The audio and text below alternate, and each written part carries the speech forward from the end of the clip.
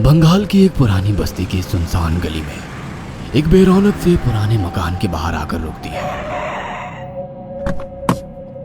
सुजाता, ये तुम मुझे किस जगह लेकर आई हो? ये तो कोई गरीबों की बस्ती लगती है। यहाँ ऐसा क्या है? हीराचंद के कुछ भी समझ में नहीं आ रहा था कि सुजाता उसे ऐसी अजीब सी जगह क्यों लाई है, जिस मकान में दिन में भी अंधेरा दिख रहा था और धुआं उठ रहा था। आप मेरे साथ अंदर चलिए, सब समझ जाएंगे। यहाँ हमारी हर समस्या का समाधान मिलेगा। सुजाता और हीराचंद आशंकित कदमों से उस मकान में दाखिल होते हैं। तभी उन्हें किसी महिला की बाहरी आवाज सुनाई पड़ती है। चले आओ, चले आओ। हीराचंद ने देखा कि उस मकान के अंदर अंधेरा था। अचानक हीराचंद की निगाह एक कमरे की ओर पड़ी, जिसके अंदर हल्की हल्की सी रोशनी आ रही थी और उस कमरे के अंदर से धुआं उठ रहा था। शायद उस कमरे के अंदर आग जल रही थी।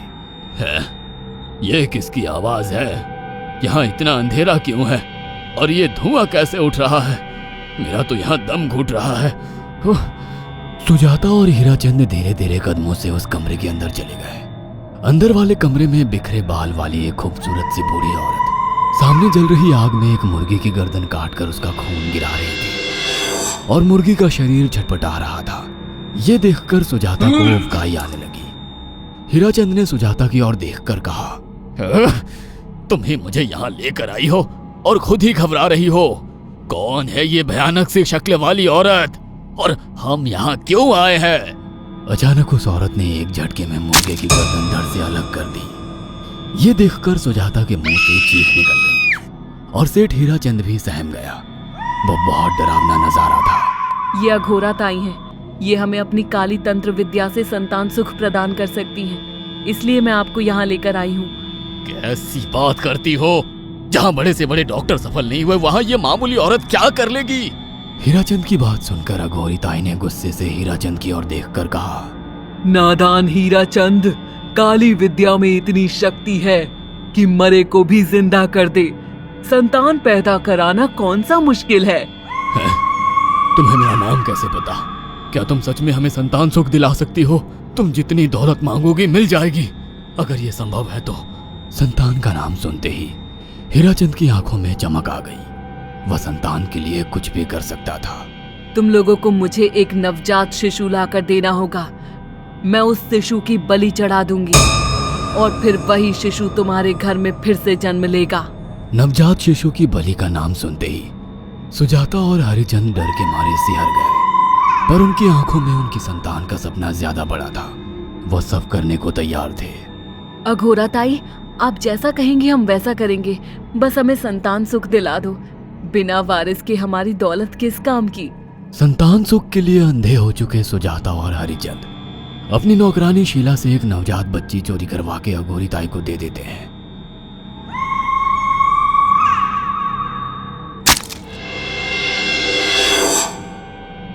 उस शिशु की बलि बड़े बड़े डॉक्टर नहीं कर सके। ये काली विद्या है बेटा। अगर तुम दोनों चाहो तो मैं इस विद्या से तुम दोनों को हमेशा के लिए जवान बना सकती हूँ। क्या सच में ऐसा संभव है? हाँ बिल्कुल, पर इसके लिए तुम्हें जवान लड़के और लड़कियों की बलि चढ़ानी होगी। तुम उन्हें यहाँ तक लाओ, बाकी मैं देख लूंगी। जवान रहने की लालच में अंधे सुजाता और हरिचंद एक अनाथ आश्रमों से हर रोज एक लड़की या लड़के को गोद लेने के बहाने अघोरी के पास बलि चढ़ाने ले जाने लगे। और एक दिन अघोरी ताई ने हीराचंद और सुजाता से इंसानी मांस खाने को कहा। पूरी तरह से इंसान से हैवान बन चुके अब वो दोनों इंसानी मांस खाने के लिए तैयार भी हो गए। ये गर्म खून और मांस खाकर तुम लोगों की उम्र भी बढ़ जाएगी। खाओ इसे। हाँ, सच में ये इंसानी मांस बड़ा स्वादिष्ट है। अघोरा ने अपनी बातों में फंसाकर सुजाता और हरिचंद को नरभक्षी बना दिया था। वो तीनों हर दिन बलि चढ़ाकर खून पीकर मांस खाने लगे। नौकरानी शीला भी नए शिकार लाने में उनकी मदद करती थी, मगर एक दिन शीला को शिकार नहीं मिला। मेम साहब, आज एक भी शिकार हाथ नहीं लगा और मैं बहुत थक गई हूँ और घर जाकर थोड़ा आराम करना चाहती हूँ। कोई बात नहीं शीला, एक छोटा सा काम है, तुम हमारे साथ चलो, लौटते में हम तुम्हें घर छोड़ देंगे। जी मेम साहब। शीला नहीं जानती थी कि शिकार नहीं मिलने से सुजाता और हरिचंद अंदर से बौखला गए थे और उनके दिमाग में एक शैतानी चाल चल रही थी। सुजाता, ये बेहोशी की दवा है। शीला के कार में बैठते ही तुम उसे सुंघा देना। आज हमें इसी की बलि देनी होगी। इसने हमारे यहाँ का बहुत खाना खाया, अब हम लोग इसे खाएंगे।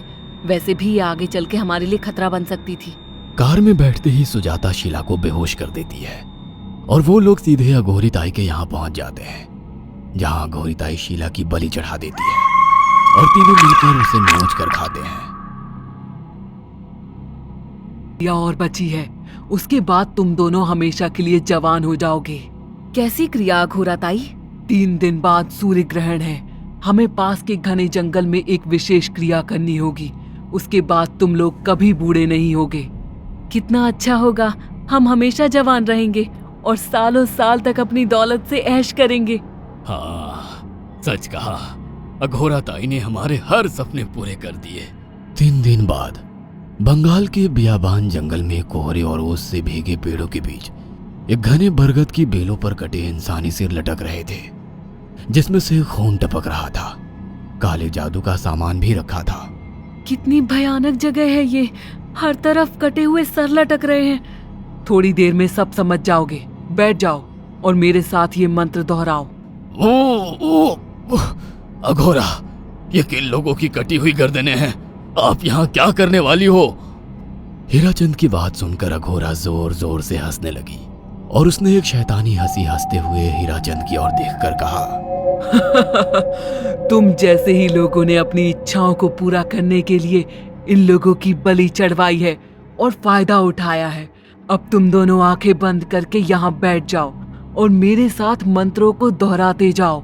अघोरा ने सुजाता और हरिचंद को वशीकरण मंत्र और काले जादू के इस्तेमाल से सम्मोहित कर दिया और देखते ही देखते वो एक भयानक डायन में बदल गई और चीखती हुई बोली, अब मैं तुम दोनों की बलि चढ़ाकर अमर हो जाऊंगी, क्योंकि तुम लोगों ने 100 लोगों की बलि का खून पिया है।